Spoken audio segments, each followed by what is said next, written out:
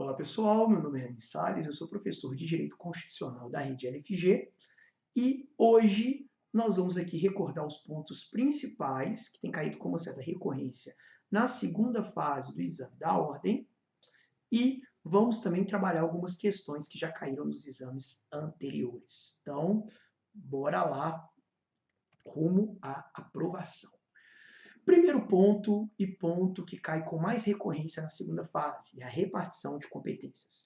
O tema da repartição de competências é um desdobramento do tema do federalismo. O Brasil, então, é uma república federativa, o que significa que ele é a união indissolúvel de entes políticos que são dotados de autonomia.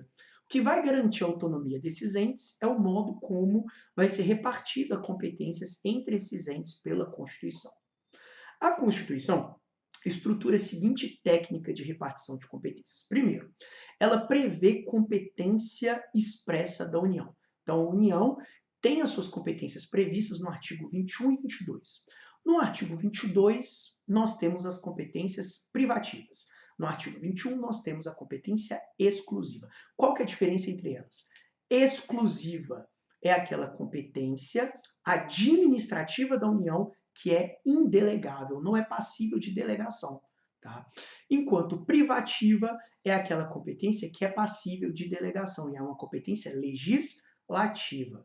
Ok? Segundo ponto, competência dos municípios também foi expressa na Constituição no artigo 30. Ok?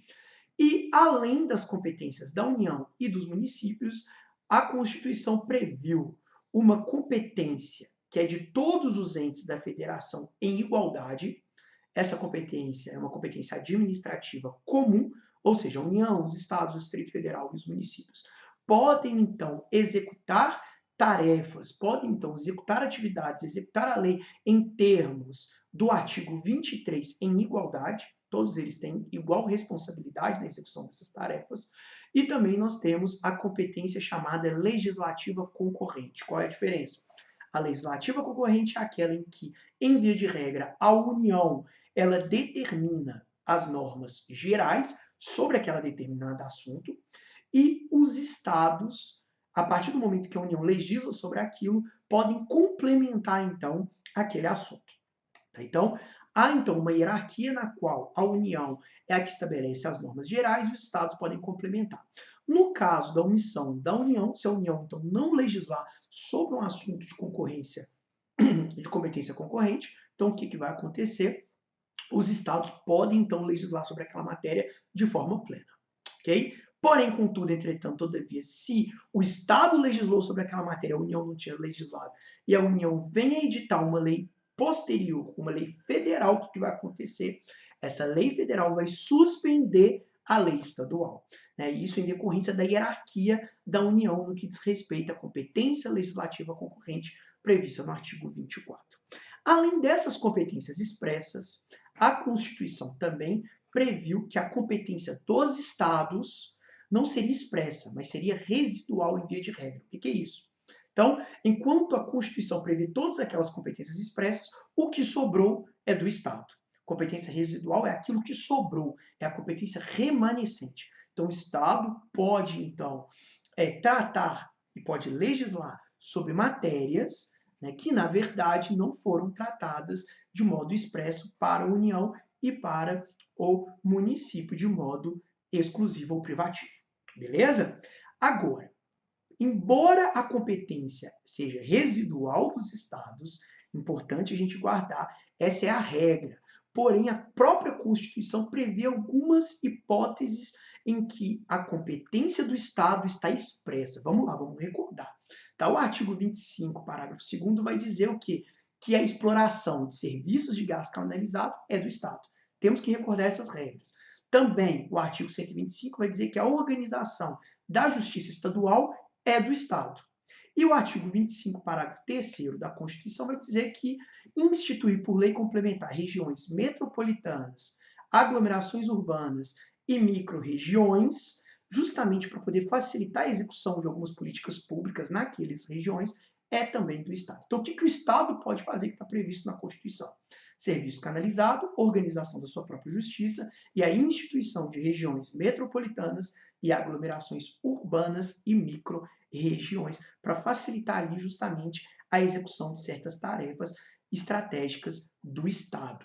Tá? Tirando essas hipóteses, a competência é residual do Estado. Okay? Importante guardar que isso aqui também cai, né, com uma certa recorrência aí no exame da ordem. Vamos lá, então. Por fim, último ponto sobre a repartição de competências. Tá? Existem as competências exclusivas da União, que são indelegáveis, e a competência privativa da União, que é delegada. Né? A União pode, então, delegar para os Estados a possibilidade, então, do Estado legislar sobre aquela determinada matéria. Como é que se dá essa delegação da União para o Estado, para que o Estado possa legislar?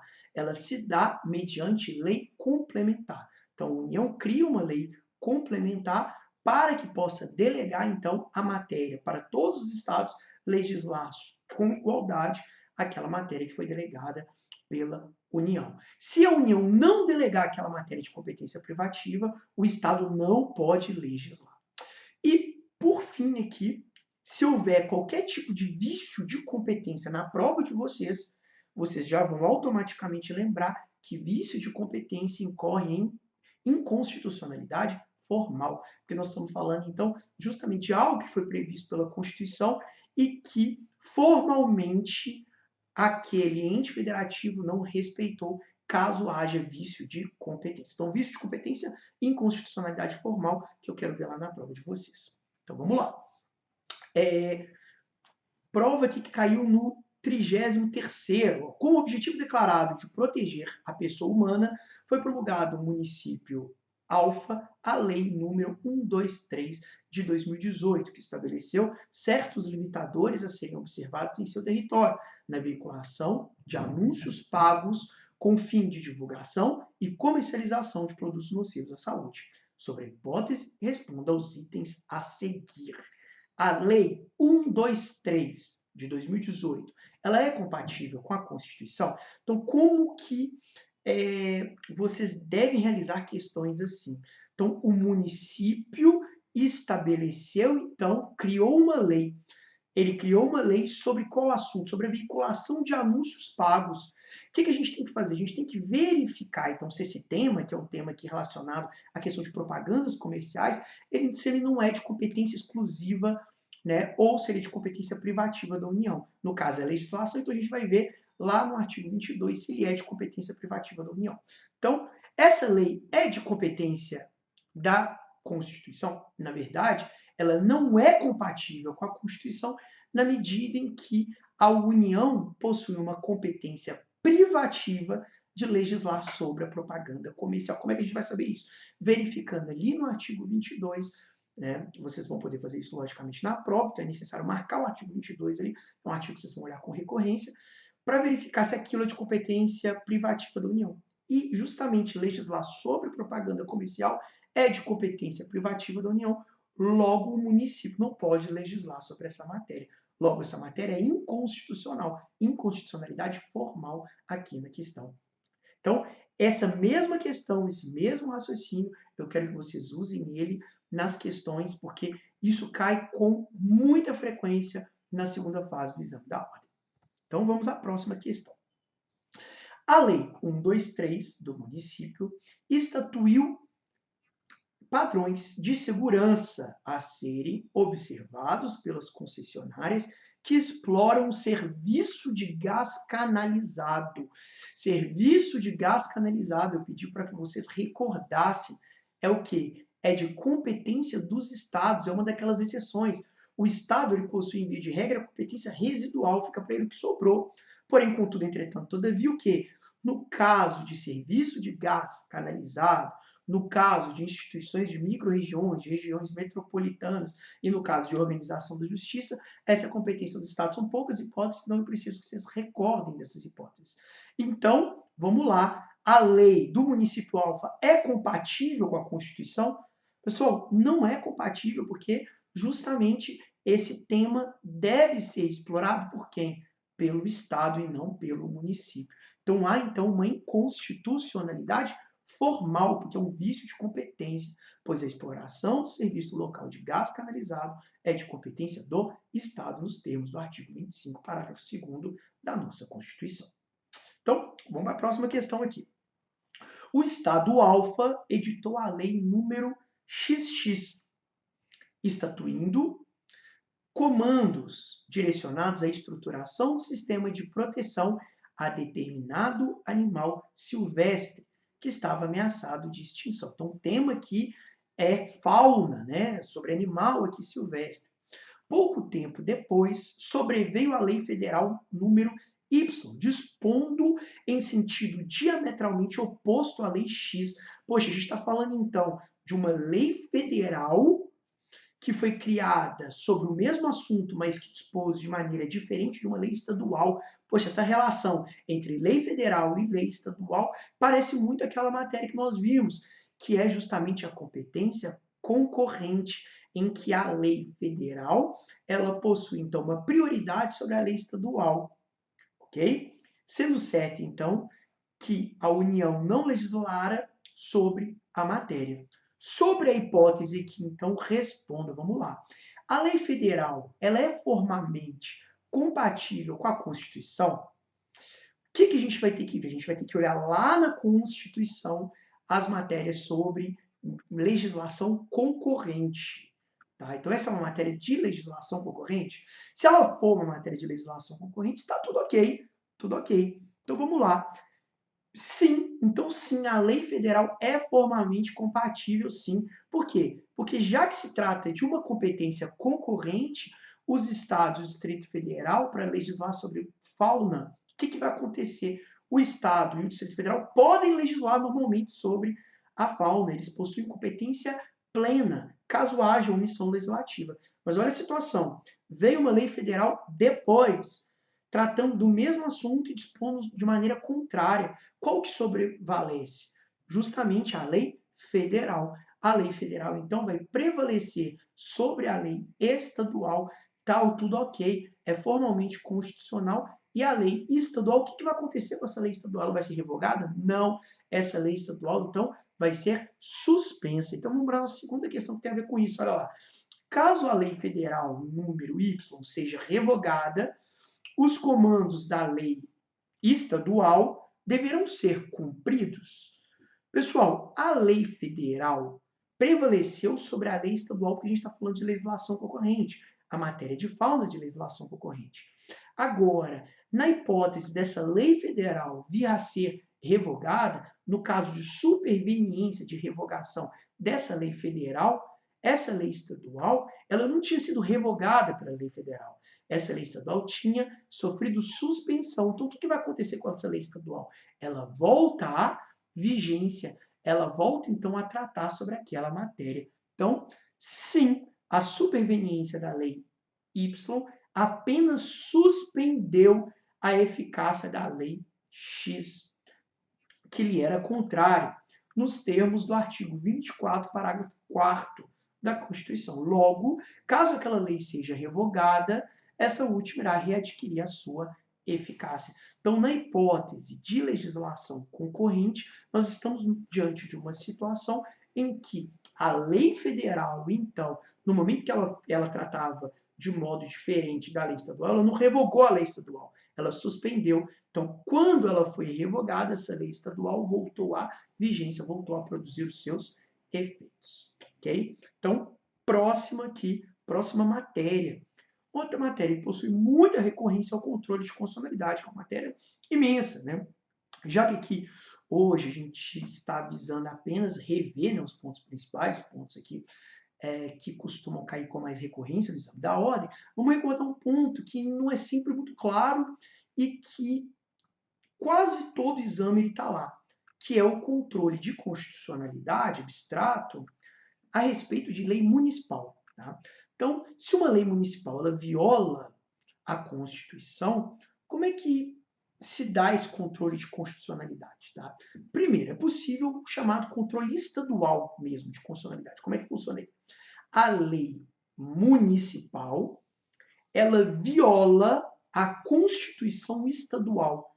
Nesse caso, o Tribunal de Justiça pode declarar a inconstitucionalidade de lei municipal. É aquilo que a gente chama de representação de inconstitucionalidade, que se dá tanto em leis municipais, mas também em leis estaduais, em face da Constituição Estadual, que vai se dar perante o Tribunal de Justiça. Esse é o controle estadual. Agora, uma lei municipal também pode ser declarada inconstitucional perante a Constituição Federal. Nesse caso, é necessário levar ao Supremo Tribunal Federal e é necessário levar através de uma ação chamada de arguição do descumprimento de preceito fundamental, ADPF. Tá? Isso por quê? Porque a ADI, Ação Direta de Inconstitucionalidade, ela visa declarar inconstitucional leis estaduais e federais perante a Constituição Federal. Ok? Então, lei estadual, lei federal, que foram criadas depois da vigência da Constituição de 88, que contrariam a Constituição de 88. É possível, então, levar a partir de ADI ao STF. Agora, a DPF, ela é cabível em caso de lei municipal, porque a DPF ela é cabível quando não é cabível as outras ações do controle concentrado. Então, é cabível, então, isso que eu preciso que vocês recordem, a DPF contra lei municipal perante a ofensa, né, o que ofende a Constituição Federal. Então, ofendeu a Constituição Federal, é possível, então, levar ao Supremo Tribunal Federal mediante a DPF.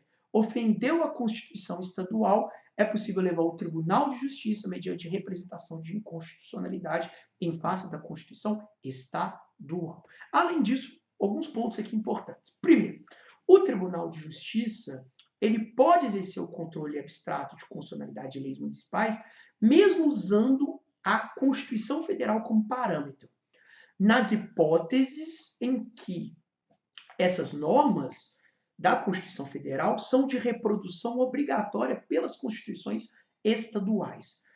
Quais são essas hipóteses? Então, o Supremo Tribunal Federal entendeu algumas aqui, eu preciso que vocês recordem. Então, olha lá. Se for normas que tratem de processo legislativo, organização político-administrativa, separação dos poderes ou situações que estão relacionadas aos servidores públicos, essa situação aqui, as normas da Constituição Federal, elas são de reprodução obrigatória nas constituições estaduais.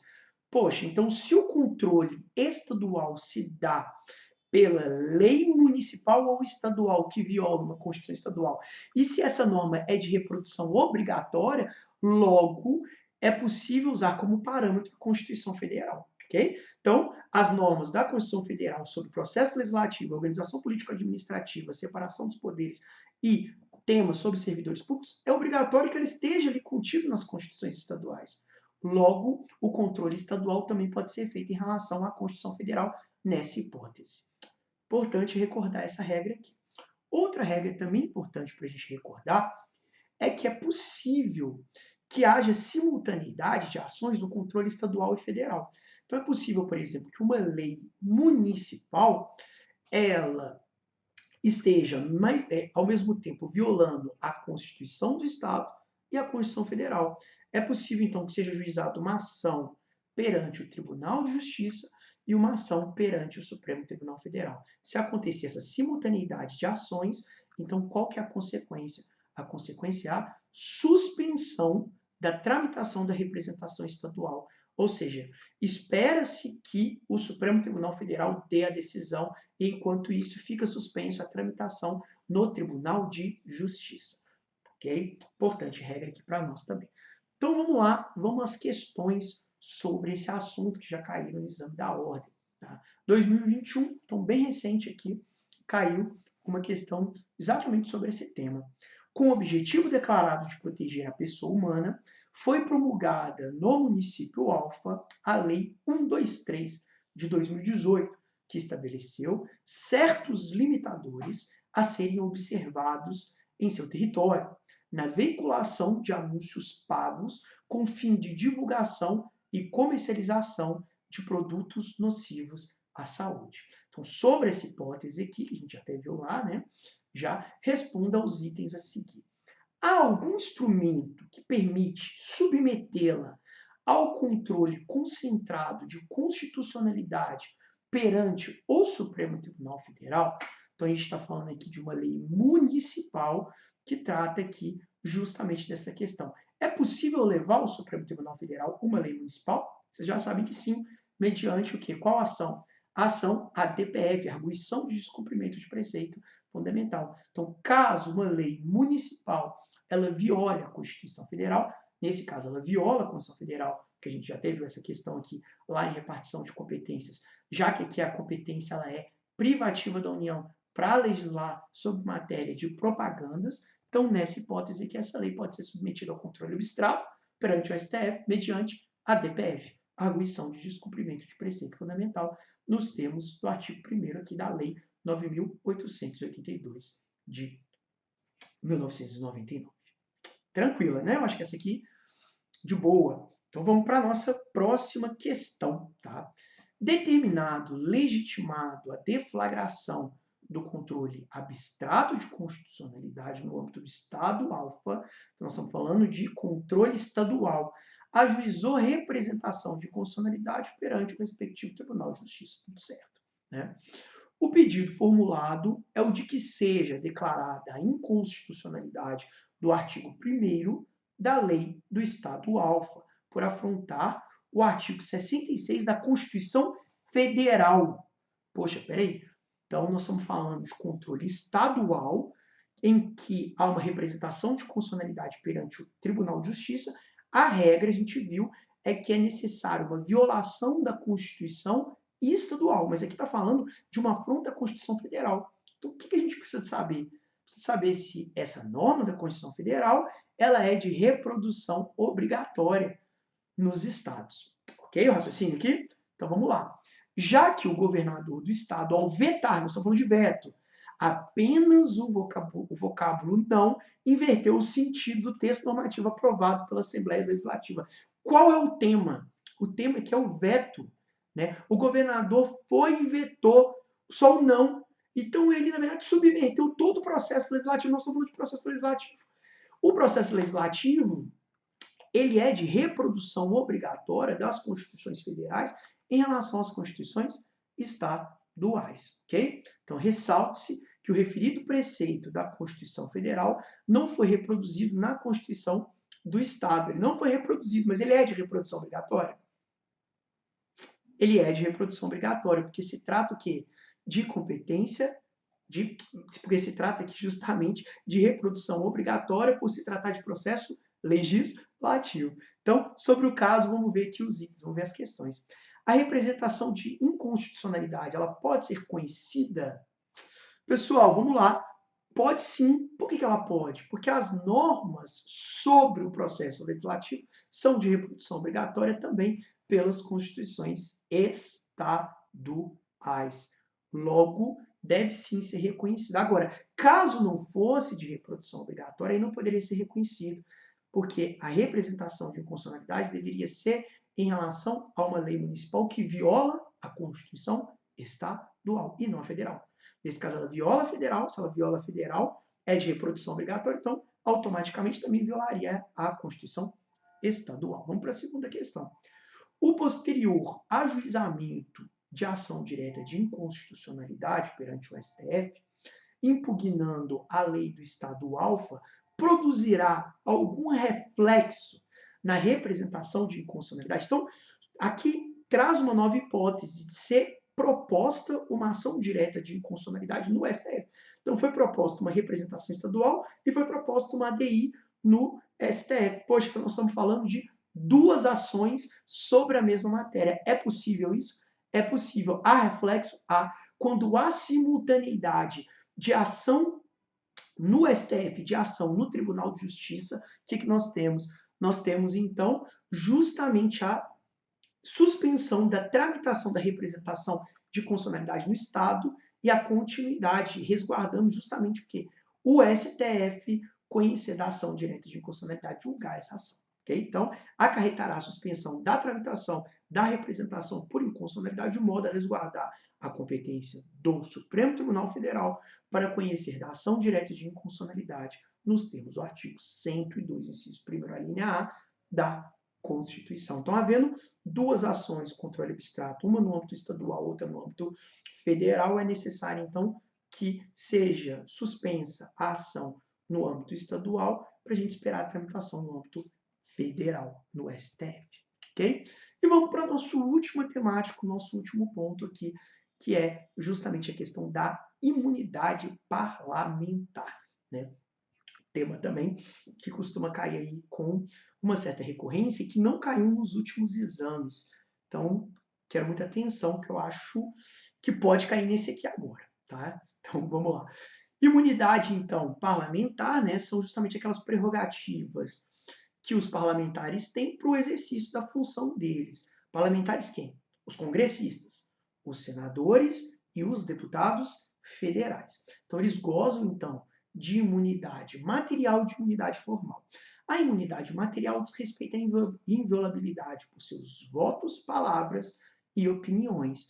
Então, nesse caso, eles não podem, né, esses deputados federais, os senadores, não podem vir a sofrer responsabilização nem civil, nem criminal pelas suas palavras, votos e opiniões.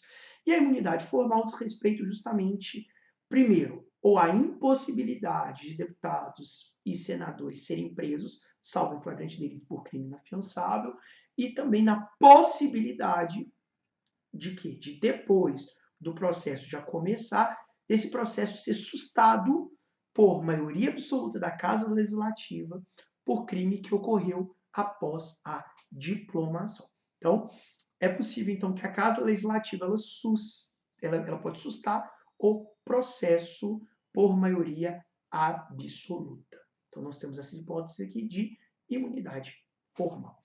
Então, deputados e senadores, como eu disse para vocês, têm imunidade formal e material. Os vereadores, na verdade, só possuem imunidade material dentro dos limites da circunscrição do município onde atua. Então, se a gente está falando de alguém que é de Belo Horizonte, o vereador de Belo Horizonte, se ele sai de Belo Horizonte, ele já não tem mais imunidade, ou ele não tem imunidade formal, e a material ele só tem dentro de Belo Horizonte, já que ele foi eleito em Belo Horizonte, aqui nessa hipótese, e os deputados estaduais possuem a imunidade idêntica à dos deputados federais e à dos senadores.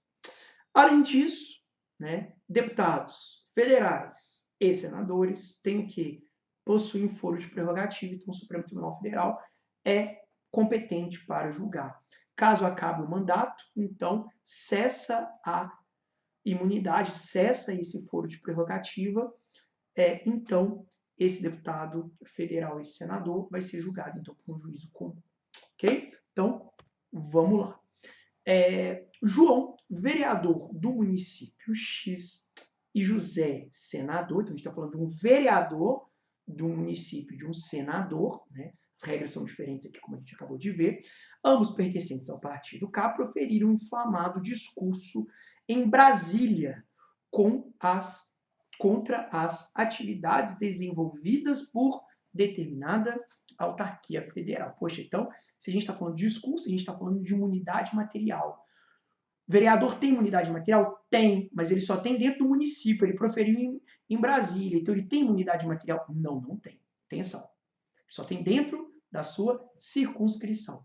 E José é senador, ele tem imunidade material? Tem imunidade material. Dentro e fora, né? No caso aqui, não se aplica essa regra da circunscrição. Então vamos lá, continuando. Ao final, concluíram que os resultados alcançados nos últimos anos por essa pessoa jurídica de direito público eram pífios, o que era mais que esperado, já que seu presidente Antônio era sabidamente inapto para o exercício da função. Ao tomar conhecimento do discurso, o senhor Antônio ficou transtornado. Afinal, era servidor público de carreira e era conhecido por todos pela lisura e seriedade do seu comportamento. Quanto aos maus resultados da autarquia, seriam sabidamente decorrentes da crise econômica que assolava o país, não da incompetência do seu presidente. Tá, então vamos lá. Por fim, o senhor Antônio, então, ele procurou o seu advogado e disse que queria, então, adotar as providências necessárias para a responsabilização do vereador João e do senador José pelos danos causados à sua honra. Considerando a situação aqui hipotética apresentada, vamos lá às questões. O vereador João e o senador José podem ser responsabilizados civilmente pelas ofensas à honra do senhor Antônio. Ofensas à honra, nós estamos falando de palavras, opiniões, então, logo isso se trata de imunidade material. O vereador João possui imunidade material, mas ele proferiu esse discurso fora do seu município. Ele não possui imunidade, enquanto que o senador José, ele sim possui imunidade material. Puxa, bem tranquila aqui a questão, né? O vereador João e o senador José, nas circunstâncias indicadas, seriam alcançados por alguma imunidade formal passível de influir na sua responsabilidade penal. Pessoal, o João, ele é vereador. Vereador não possui imunidade formal, mas senador possui. Então, o que seria a imunidade formal?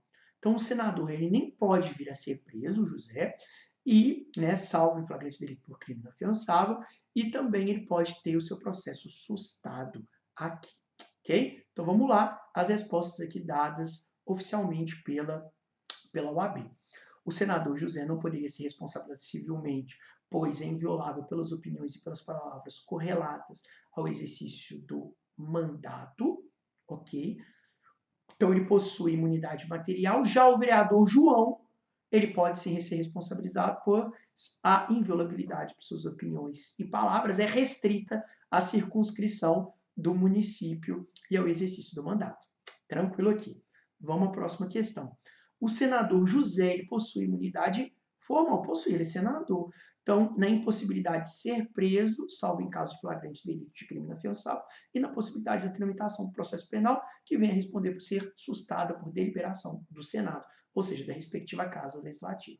O vereador não possui imunidade formal. Pessoal, questão bem tranquila, era só vocês realmente lembrarem, né, que vereador possui imunidade formal, possui apenas imunidade, desculpa, material, né, no que diz respeito à circunscrição, enquanto o senador, assim como o deputado estadual, assim como o deputado federal, possuem imunidade material e imunidade formal, ok? Então, era isso que eu queria trazer hoje para vocês. Então, muito boa sorte, mandem muito bem ali na prova e eu vou estar aqui, né, torcendo, apoiando vocês e até a próxima.